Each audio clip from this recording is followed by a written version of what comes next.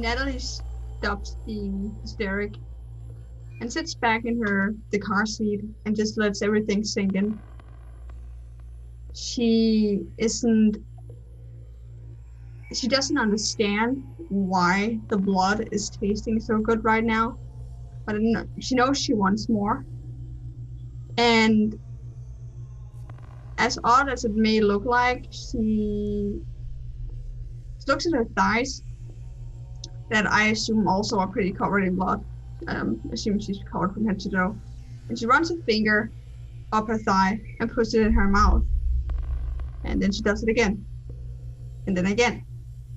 And then again she starts licking her hands. She starts sticking the back of her hands.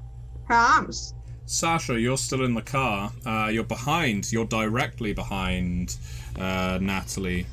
And you're able to see this behaviour that does not look at all mortal. It doesn't even look like the behaviour of a ghoul. Yeah. Once the wound starts to bleed so much and sprays around, Sasha of course leans forward and tries to lock her hands anywhere on the wound to block the blood from passing, and making sure that whatever amount of vitae dropped on her tongue is going to do the healing magic. The issue is, as Sasha does that, this is a very, very nice view. It's very tasty. The smell is just amazing. Of course, my hunger is just 1, so it's not too bad, but I can feel my fangs stretching out. I can feel becoming a little bit more enticed by this whole thing, a little bit more monstrous as the bleeding happens. And then I look at Natalie doing her thing, which is extremely weird. I start to question things, whether maybe Natalie is a thin blood, maybe there was something wrong. The whole prophecy or whatever Felix was talking about is just bullshit. And as I still try to keep that hand on Julie's neck and face towards Natalie, I ask, so what are you exactly? I don't know. I don't know what I am. I'm Natalie? Okay, but have you ever done this before? What you're doing right now? No. I don't know. I don't know anything. I don't know anything. Maybe? You don't remember, do you? Maybe I remember. No, yes. I don't know. Sasha's fangs are very much visible. Natalie can see them. They're stretching out and making their voice a little bit different. What is happening to your face? What is happening to me? Please let me out of the car. I don't want to be here anymore. She starts opening the car door. All right, before you can get out, or before Sasha can stop her, we have the event in the alley itself. We have John, who is behind the ministry's car, leaning over it, essentially, with his handgun. We have an obfuscated Isaiah, who has drawn what is essentially a Bowie knife, maybe even larger. And you have this shotgun-wielding assailant. First of all, John, he didn't put his gun down. He didn't stop what he was doing. You did take aim. What are you doing? I mutter under my breath, I really hate Atlantic City, and open fire on this individual. You can use Wits firearms if you like because you took aim, or I will even allow Composure firearms because you had eased into it. Wit firearms, then, would certainly benefit me more, so let us roll that. 3 successes. 3 successes, very nice. Okay, your bullet punches into the armed robber. and he staggers backwards, the shotgun clattering to the tarmac floor. Isaiah, you are creeping, I assume, with the benefit of the shadowed alley. When he gets shot, he falls. Do I feel like he's incapacitated? He doesn't fall. The gun does. As I said, he is clearly, just from his manner, you have seen this kind of person before. In fact, you've got a good study of him in your premonition.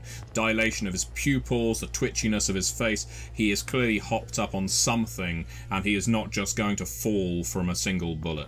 Silence of death, along with the obfuscate, as I ease up the stairs. I mean, if I get within range, just... But it's like, it's nothing. Like, there's no emotion, there's no brutality. It literally is just... Yeah. To the sight of the rest of you who are watching, and I think that only really counts as John at this point, as Natalie and Sasha are very much involved in their own thing. You see, of course, the blast that goes through his upper midsection from your handgun, and then his head tilts back, and his neck just opens from left to right. There's no visible weapon. There's no immediate obvious cause to it. You just see his head open like the proverbial Pez dispenser, and he just falls and slides down slowly to halfway down the fire escape. Natalie, you are climbing out of the car now. Okay, well, Natalie is gonna make a run for it. She's terrified. Sasha, are you going in pursuit? Yep. I am going to try to catch up to her without using supernatural powers first, and just yell after her, "Wait, you're in danger! You gotta stay with us, we can help you!" I don't need help! Leave me alone! No! Could I ask for... We'll just go for pure dexterity rolls from both of you, please. You're not really... This isn't a marathon, you don't need to put athletics into it. Get 1 success. 2 success. Okay. Are you trying to tackle Natalie to the ground? Or are you just reaching her and putting a hand on her? Activating go. Ah. Putting my hands and trying to turn her around. Okay. Natalie, you feel this person's cold hand grip your shoulder and turn you just gently enough so that you are basked in their presence. And for that moment, you are transfixed. Could I ask for Natalie to make a... we'll go for a resolve and composure roll, please. And in opposition to that, Outstar, let's go for, I think, or does it have a roll associated with it? Because usually an automatic job. Manipulation and presence, isn't it? Yeah, you add presence to any rolls that may happen, so I can roll for whatever you want. Yeah. If you go for manipulation and presence, and Natalie goes for... It should have been composure and intelligence, sorry. Okay, I'm going to willpower this. 3 successes. 3 successes. 3 successes. Ooh, okay. It's essentially a battle of wits, a clash of wills, if you will. What I would say the result of that is Natalie has the clearest flashback of all.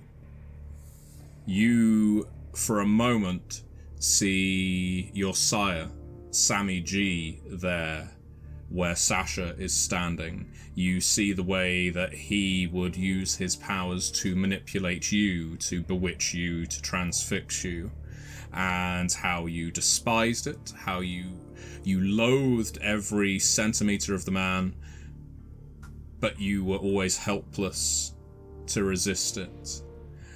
And it makes you nauseous, and it makes your skin cold. Tell me, Natalie's thoughts, Natalie's feelings. She suddenly remembers She remembers a person very vividly for the first time since she got amnesia. A person that she did not in any way like, but a person that she was completely dependent on. She pulls back and gets a very concerned look on her face. She remembers how it was him that got her into drugs and alcohol and expensive parties. It was him that would drag her along to these things that she never really knew existed. It was him that got her into this situation to begin with. She remembers small flashbacks of being unconscious and not knowing what is being done to her, but knowing that he's doing it. She remembers yelling, violence, fear. She doesn't run away because she's still transfixed by the situation, but she does look incredibly worried. She looks at the person standing in front of her like it's Sam. She almost sees her face transform into his, and quivers. Sammy? I'm not Sammy. I can help you, okay? Please come with me. Just want to hurt me. People who want to hurt you are there. We want to help you. Come. Come on. Natalie follows you. Is there any back alley, any place where we can take cover and make sure that we are not seen and we can observe the situation? There's a park on the opposite side of the road. You could make your way over there, huddle in the trees and bushes, as it were. So that would be away and yet visible from your perspective. Okay, come on, quickly! And I am basically dragging her on the other side of the street towards the park, taking a safe spot in the bushes. John, you've just seen this gunman's throat open up in a way that can only be described as utterly macabre. Isaiah, are you dropping your obfuscation or not? I do pick up the gun, so I will drop it. I just take it, because, I mean, apparently this is going to be that kind of night. And I head back down the stairs, although I don't pay. As long as John doesn't start shooting at me, I ignore him completely, and I go to Julia. Oh, very, very caring of you. So until recently, Julia was just your mortal retainer. Very nervous, very much obsessed and devoted with you, but still mortal. Now she is an unconscious ghoul. Her face is deathly pale. The amount of blood she has lost has not been replaced by the small amount of vitae you dosed her with. You and Sasha were able to stop the bleeding, but she does not have enough blood in her system. She needs to get to a hospital or receive some kind of supernatural aid. I have some insight into how much blood a human body contains. How close do I feel like she is to having bled out? Yeah, so taking a quick look around the inside of the car, and the old proverb of an egg cup full of blood looks like a massacre. It looks like 10 massacres have taken place inside this car. She was shot in the neck and chest with a shell, and it's blown away part of her collarbone. There's enough blood in this car that if you put your feet down in the well, you would hear a splash. She will be dead, or at least brain damaged, if not given more blood. Whatever Sasha did to stop the bleeding, I untie and let her start bleeding again. My intent is to let her nearly die because I'm going to turn her. Like, this human body is a ruin. She gets to join the church now. just look at John while I'm doing it, but I don't say anything to him. I just... Okay. Julia doesn't come back to consciousness as you allow her to bleed out. John, what are you doing at this point? You can see what is clearly a kindred at this point, well, or something worse, given that he just appeared out of thin air, with a knife and a shotgun. Yes, being slightly confused and not entirely sure if these are Blumenel's people or not, and noticing Isaiah not attack me and go to do his own thing, I'm just like, yeah, sure, great. And I just start running after Natalie and Sasha, calling out, Natalie! Natalie! You can't see them, but Natalie, you recognize John's voice. In fact, you recognize him crying it out in pretty much that exact way when he blew Sammy's brains out. Over you, in fact. 3 months ago. Sammy had just injected you with something and was making all kinds of threats. You were helpless. And all of a sudden, John emerged from behind a curtain and, yeah, he blew the back of Sammy's skull open and then had to riddle him with further bullets to finish the job off. That is all very, very clear to you now. You remember John. You remember him absolutely clearly by the sound of his distressed voice. John? John? Is that you? Sasha, you're of course there as well. I am just trying to pull Natalie down, not to peek out of the bushes too much. I'm like, just stay silent, come on. Not activating any, silencing powers or anything yet, because I'm honestly confused at what's happening. I think I know this voice. I think I know who it's John. I think I know. I think I remember who he is. I remember who he is. You don't understand, John? Hey, Natalie, haven't you just said that people hurt you? Or there were people that were trying to hurt you back in the days? No, John was a friend. Yeah, he helped me. I remember he killed Sammy. Yeah. We were in a house and I was on a bed and he shot Sammy. He shot Sammy and killed him. John? I'm attempting to locate them based on whatever I can, looking around. You're able to run in the direction of the park without any difficulty.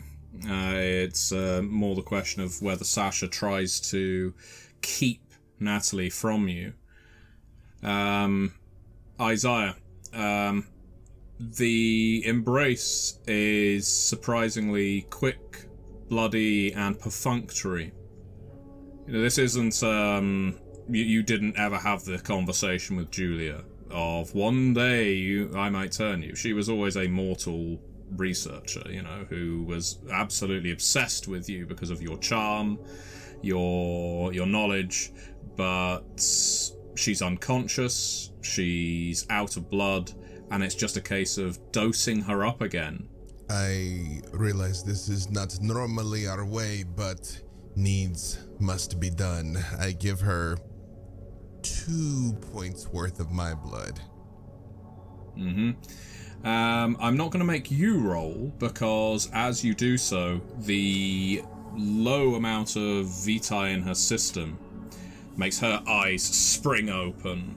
She has that bestial look about her immediately, and she's scratching at the doors, at the windows, trying to reach out towards you. Her fangs distend. They're overly long, longer than you've seen before. Just trying to reach at you, trying to bite into you. Calm yourself, child. Calm. Center your mind. Think only of the wisdom of God. Our time is almost at hand, and you have arrived in time to partake of the prophecy's fulfillment. I promise you, you will feast on blood soon, but for now, you must calm yourself. For most fledglings newly embraced, your usual religious diatribe would probably send them into a deeper frenzy. However, Julia is absolutely devoted to your word, and so there's the possibility it will get through to her. It may pacify her beast. I need you to make a... let's go for... I think it's definitely going to be persuasion. Persuade. And what social attribute do you think here? Is manipulation? Or charisma? Manipulation. Yeah, we'll go for manipulation. 3 successes. 3 successes. It's sufficient to keep her in thrall to the beast, but not clawing at you. She is now like a wild animal, just looking at you through the glass, pretty much. It's like being at the zoo now. She's hunched and she's looking at you and looking back to the body that had slid down the stairs and looking to you, her tongue lapping out from between her fangs that are quite snake-like. I believe this blood will bring no nourishment, but feast if you must, even go inside if you must. Allow no one to see you and survive. And I actually do send her inside because I'm aware I cannot bring my newly fledgling near the human. That's kind of important. I do send her into the Walgreens and I do leave in pursuit. Yeah. Okay. That poor guy who, cowering behind the counter, almost knocked out by Natalie's boots earlier, yeah. Alright, so Sasha and Natalie. Natalie, you are calling out for John now. Are you trying to make your physical presence known? You're trying to stand up and wave to him, or are you just shouting out while Sasha is trying to hold you in place? It might seem a little bit stupid, because she is fully aware that there are people out there with shotguns trying to kill her and everyone around her. But this is something that Natalie has been waiting for so long. This is something that has been on Natalie's mind for as long as, well, she can remember, literally. She is just now hearing someone that she is sure is from her past life, and it's reminding her that she can actually remember again. She can get answers to all of the questions she has. She finally feels like there's a friend nearby, and that is more overwhelming right now and more controlling for Natalie than even risking her own life. So she's gonna fight to get up and make her presence known. Okay, and how about Sasha? What is Sasha doing? Are you restraining Natalie or allowing Natalie to follow whatever path she sees fit? Do I assume that I see John running from the other side of the road towards us right now? Yes, yeah, and calling out for Natalie, who subsequently calls back. I don't hold Natalie. There's no grasp, nothing. I stood up and I try to either catch up to her as she runs towards John, or if she's not too fast, I try to actually get in between her and John, just to make sure to shield her in case that unknown stranger has some bad intentions. Okay. I'd like to activate Silence of Death, so we are in a bubble and no one can hear the conversation. Okay. We've already ascertained that you are faster than Natalie, so yeah, you're able to get between the two of them. Isaiah is loping toward the park as well. What an odd collection of kindred and former kindred we have. Clara, one other thing you notice, something that is making you, it should be making you shiver, but is not. Your skin has not warmed up since you left Walgreens. Since you started licking up that blood, your skin is still waxy cold. You feel quite unwell. Now you are all here in your silence bubble.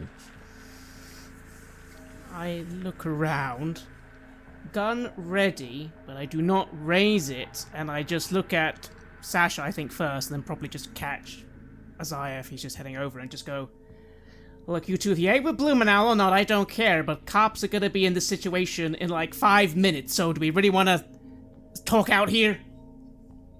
John? Yes, Natalie, it's me, it's John. Oh my god. Natalie jumps into your arms and hugs you. Whoa! and cries and says a whole bunch of things about she remembers you, please don't leave her, please don't leave. Just word vomit. Sean is very caught off guard, really awkward, like looking at the pair of Isaiah and Sasha, and then at the same time, he puts an arm. Hey, I know I'm sorry. I'm sorry. And like, hey, you two. No, getting crazy now. Are the state of our cars, there was a fender bender, or were they rendered inoperable? Both of your cars are still functional. The main problem is your car's rear is currently embedded in the side of John's. So you can't move your car until John moves his, which is blocking the alley. I would like to use heightened senses and get a real good look at this Natalie. I mean, is she breathing? Is she sweating? Well, it's somewhat confusing, actually. It's something...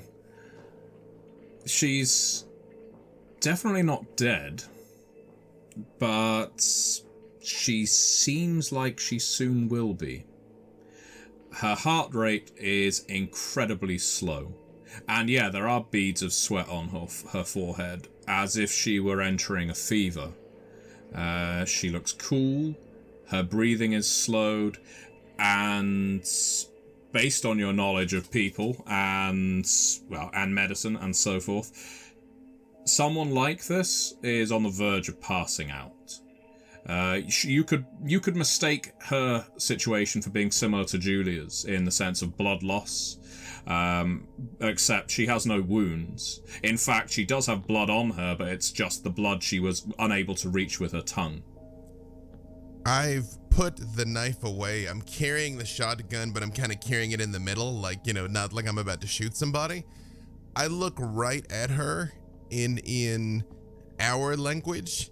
In our language, I begin saying a prayer to Set. However, the prophecy in Coptic or whatever language we really speak, I just start saying it, mostly because I want to see if she reacts. Does that ring a bell for her at all?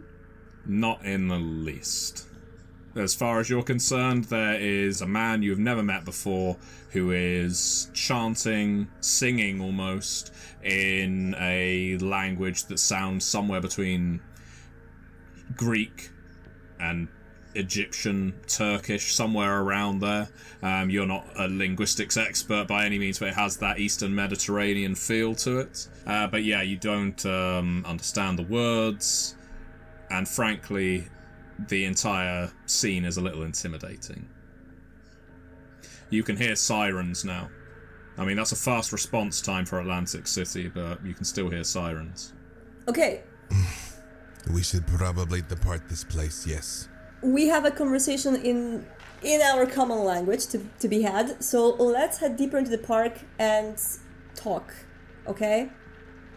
I think a car and driving is a better deal, whoever you are. Aren't the police coming from the side of the road? Are they far away enough for us to get to the car? You can already see the flashing of the blues, so getting to the car and pulling away may be a good way of attracting police attention. There is no time. They will believe the vehicles are the getaway cars of the robbers. Come, let us go on foot. And I look at Natalie and I say, I assure you, no harm will come to you this night. There better be no harm coming unto her this night, but okay. And you kind of see I look very conflicted, but... Ron, what are you doing here? Did you come to get me? Let's go with these two just for a moment, because they're right, we can't just stay here, but I don't know either. Don't worry, I'm not going to let them touch you if you don't want them to. Don't you worry. They could be dangerous. They could be, but we need to get off the street now. You have no choice right now. Let's go. Let's go. We are definitely dangerous, but not to you. Yeah, I will try and reassuringly take your hand, Natalie, and just say, just trust me for a little longer, okay? Don't worry, I won't let anything happen to you. As we're walking, I just look at John and I say, and what is your name? John Smith. Yeah, I know. Great name. In your clan? Walking. They're currently reorganizing, go by Hakata at the moment. It's the new branding. I'm aware of this branding, and I do very much like roll my eyes at Sasha. Is that your clan as well, young lady? Looking at Natalie, Hakata. Do I remember my clan? Do I remember what a clan is? No, but I mean, it's easy enough to associate it with family just by the name. You remember the name Giovanni family because that's all Sammy ever spoke about. I'm a Giovanni, I'm a real G, I'm a certified G, and all of that other bullshit. And while you had a Cappadocian mauler, a mentor, because Sammy embraced you without permission, the word Giovanni certainly sticks out in your head. What do you mean by clan? It's wait, do you not... Hang on, let's get somewhere a little calmer. Yes. So as we're talking, Sasha is kind of like walking in front of John and Natalie, but turned around and walking backwards and trying to be more friendly than this sad-eyed guy on the other side. Like, so you guys know each other? John, you know her from back in the days and all? So was she of certain clan? Was she of your clan? Yeah, she knows me, and yeah, I mean, why you two I'm guessing you're not with Blumenau. No, I met her once, yeah, but anyway, that doesn't matter. We kinda got an intel about this Natalie in here that she was one of us before and it's not anymore. And I kinda don't believe that. Us? What is that? What is a clan? Well, you know what? Yeah, how interesting. So why are you interested in, just in case this young girl here was what you were saying? What's it mean to you two?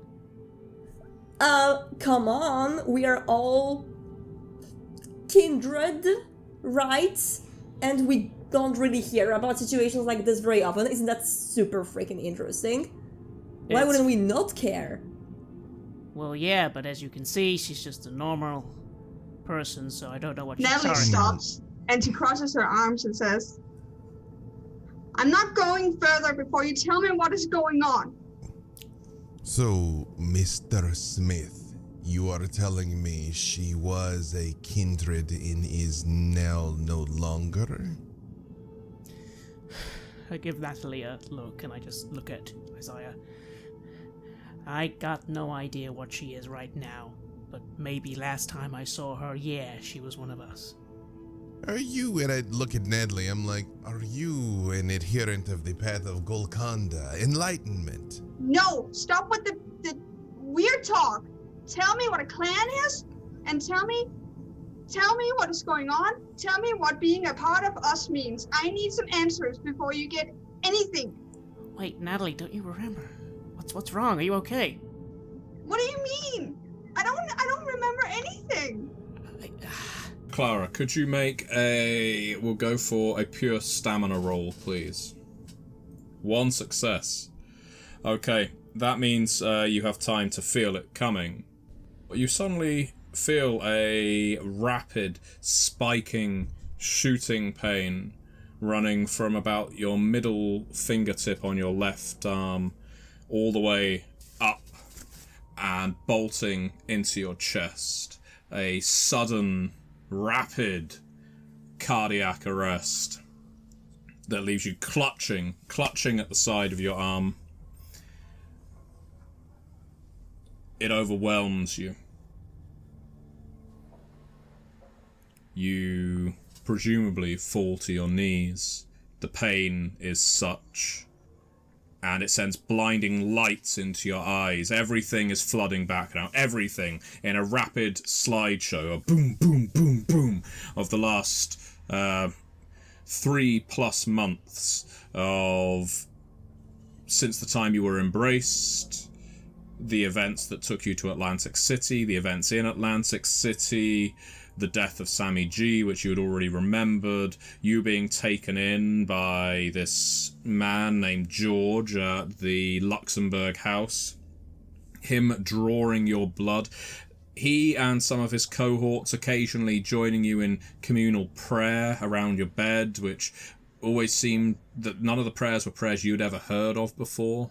The strange diet they put you through at Luxembourg House, this strange feeling of being experimented on for the last few months, and everything that led you right up to here, the boom, boom, boom of memories just smashing you in the head as your heart gives out, as your heart collapses on itself, and you find yourself practically seizing on the grass.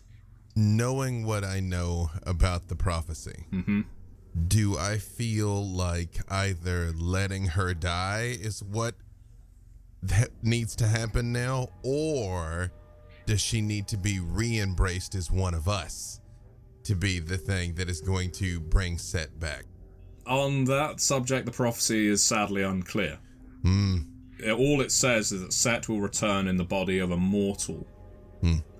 It does not say then that the mortal must die or that the mortal must be embraced again. So you're at something of a crossroads here.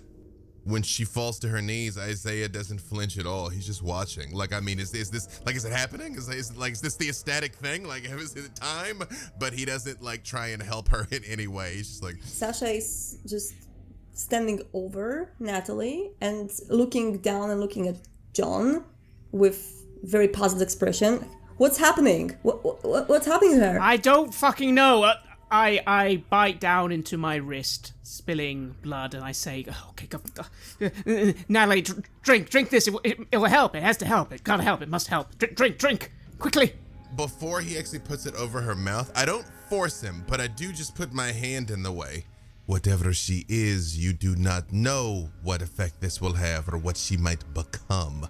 Are you sure that you are offering her a fate better than death? I am so lost that actually, yes, this successfully stops me for a few seconds at least. I'm like, I don't know, I can't let her die again! Natalie, you do have... The seizing stops. You can feel your heart is slowing. You have enough dazed consciousness to speak. You can speak. You can make your will known now that you know everything that has transpired, everything that has passed up until now.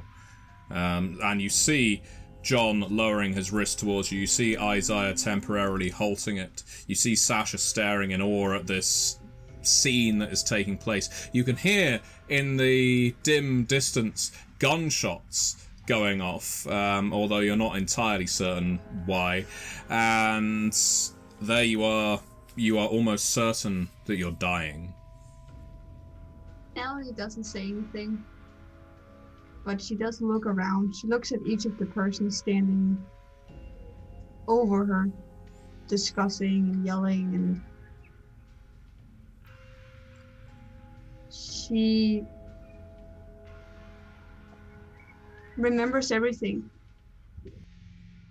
Everything from her mortal life, her kindred life. She remembers the night that she died.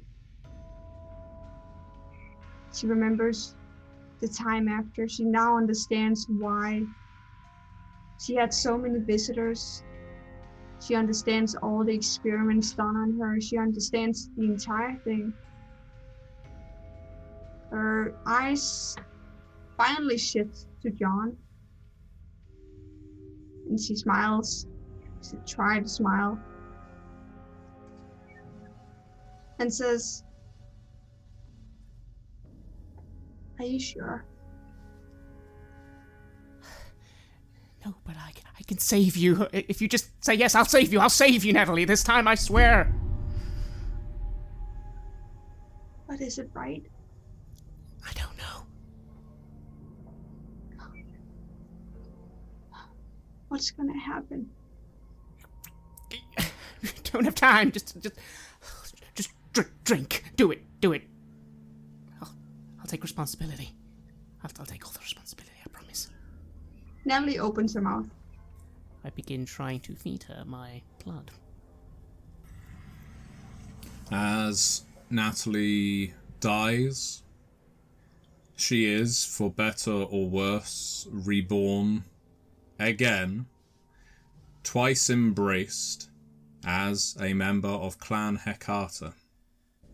She does come back as a vampire. She does, in the next few minutes, return to that undead pallor. Her skin never warms again naturally. She will never hunger for food or drink again. It will all be about the blood. It's always about the blood. But she doesn't frenzy when she wakes. It's like putting on an old pair of shoes.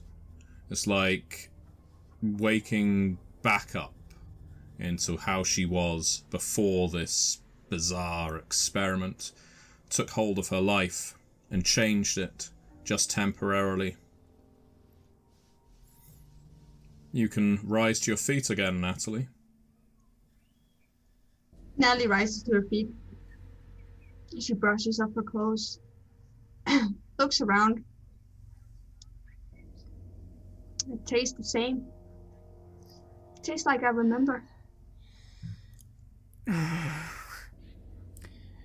John just clutches his face for a moment, like, I'm sorry. I'm sorry. I shouldn't have made that decision for you. I'm so sorry. Fuck. I'm tired, I think. I'm hungry. And who are you? I don't think who we are really matters right now. John, you did a good thing. You stay there. We were looking for someone, and you were not them. Well, I'm sorry. I wasn't that. Might I ask you one question?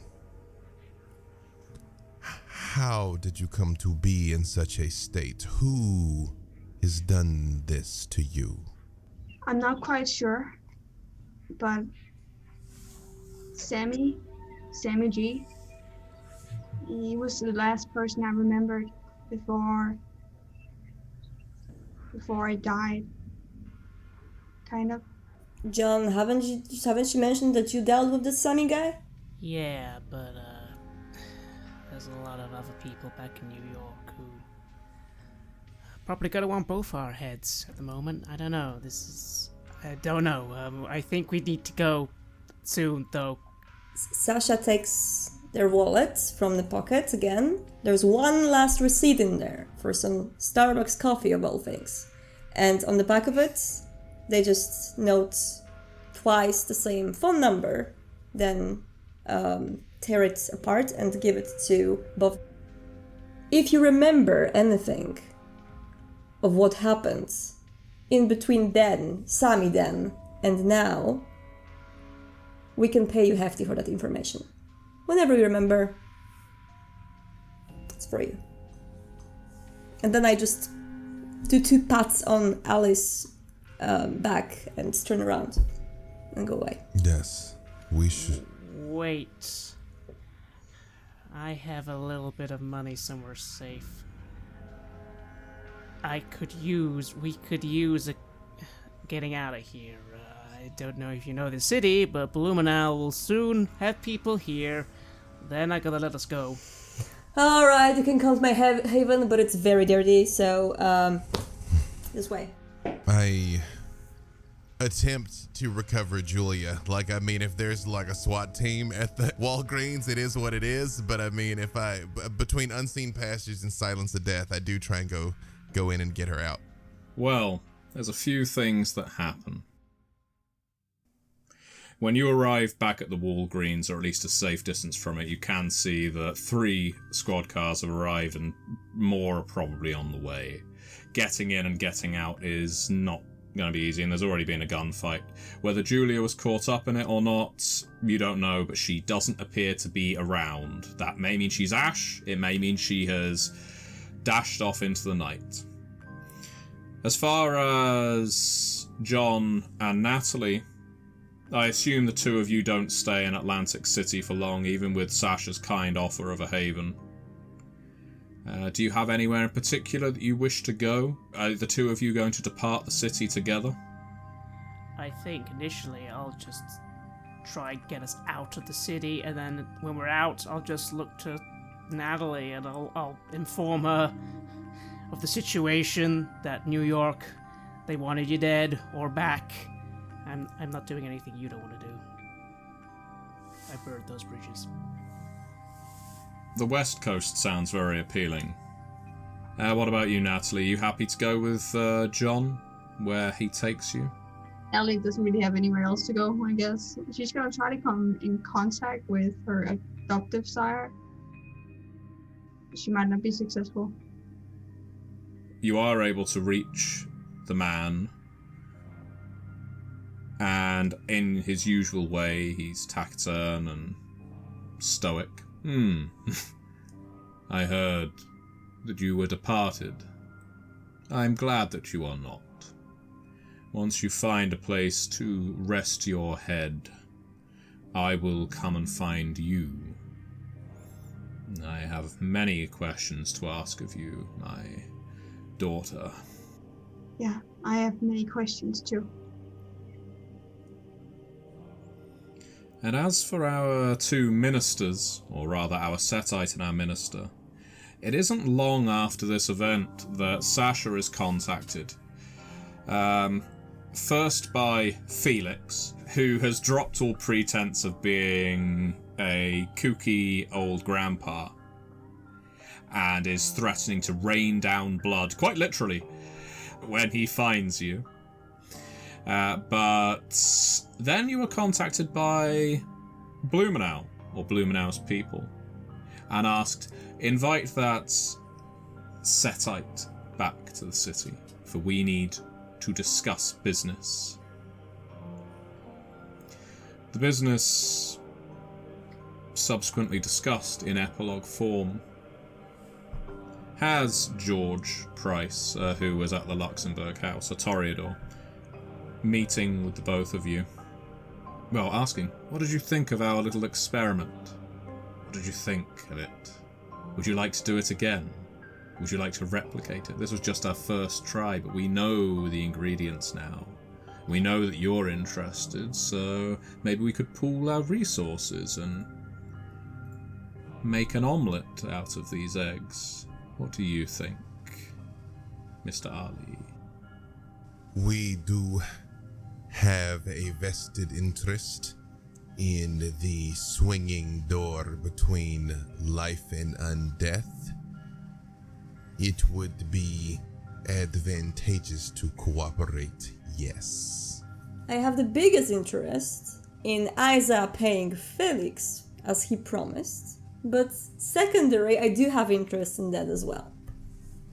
When in whatever time intervenes, I make sure that my higher-ups know they found a way to return Kindred to life, which means we have lots of opportunities to usher Set back into the world. Final sentence from John, just as they're driving Natalie out of town. I couldn't break another vow again. I broke so many. I couldn't break one more. I'm sorry, did I? Should I not have saved you? Did I drag you back to hell? Natalie looks over at John with a big smile. You did. But this is my kind of hell. Don't worry, John.